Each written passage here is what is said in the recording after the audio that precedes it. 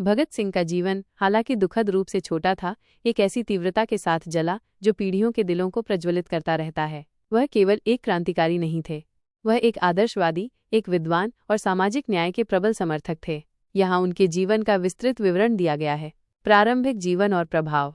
भगत सिंह का जन्म 28 सितंबर 1907 को बंगा गांव, लायलपुर जिले, अब पाकिस्तान में हुआ था। वह एक सिख परिवार से थे जो भारतीय स्वतंत्रता आंदोलन में गहराई से शामिल था। उनके परिवार की देशभक्ति की भावना और उस समय की उथल-पुथल भरी राजनीतिक जलवायु ने उनके प्रारंभिक जीवन को गहराई से प्रभावित किया। 1919 में जलियांवाला बाग हत्याकांड, जिसे उन्होंने एक युवा लड़के के रूप में देखा, ने उनकी आत्मा पर एक अमिट छाप छोड़ी, जिससे ब्रिटिश शासन के प्रति उनकी नफरत बढ़ गई। वह क्रांतिकारी आदर्शों की ओर आकर्षित हुए और रूसी क्रांति सहित विभिन्न विचारकों के लेखन का अध्ययन किया। उन्होंने दयानंद एंग्लो वैदिक DAV हाई स्कूल और बाद में लाहौर के नेशनल कॉलेज में भाग लिया, जहां वे क्रांतिकारी गतिविधियों में शामिल हो गए।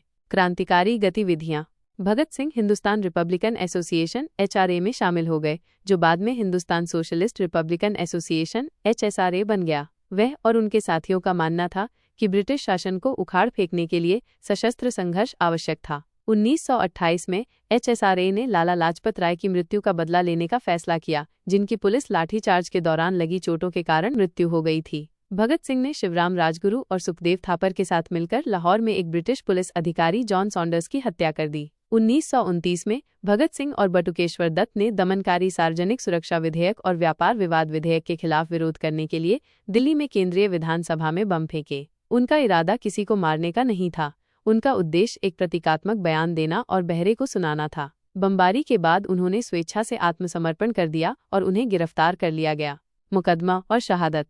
भगत सिंह ने अपने साथियों के साथ एक अत्यधिक प्रचारित मुकदमे का सामना किया। मुकदमे के दौरान उन्होंने अदालत कक्ष को अपने क्रांतिकारी आदर्शों का प्रचार करने के लिए एक मंच के रूप में इस्तेमाल किया। उनके शक्तिशाली भाषणों और लेखन ने अनगिनत भारतीयों को प्रेरित किया। उन्हें और उनके साथी क्रांतिकारियों सुखदेव और राजगुरु को मौत की सजा सुनाई गई। उनकी फांसी 23 मार्च 1931 को लाहौर सेंट्रल जेल में हुई। उन्हें मूल रूप से निर्धारित तिथि से एक दिन पहले फांसी दी गई थी। 23 वर्ष की बहुत कम उम्र में उनकी मृत्यु ने उन्हें एक राष्ट्रीय नायक बना दिया।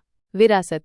भगत सिंह की विरासत उनके क्रांतिकारी कार्यों से कहीं आगे तक फैली हुई है। उन्हें सामाजिक न्याय के प्रति उनकी अटूट प्रतिबद्धता, उनकी बौद्धिक गहराई और मृत्यु के सामने उनके साहस के लिए याद किया जाता है। उनका नारा इनकलाब जिंदाबाद, क्रांति अमर रहे, भारतीय स्वतंत्रता आंदोलन के लिए एक रैली का नारा बन गया। वो युवाओं और आदर्शवाद के प्रतीक बने हुए हैं, जो बेहतर दुनिया के लिए लड़ने के लिए पीढ़ियों को प्रेरित करते हैं। भगत सिंह का जीवन दृढ़ विश्वास की शक्ति और एक उद्देश्य के लिए बलिदान करने की इच्छा का प्रमाण था। वह क्रांतिकारी भावना के प्रतीक और स्वतंत्रता और न्याय के लिए प्रयास करने वालों के लिए आशा की किरण बने हुए हैं।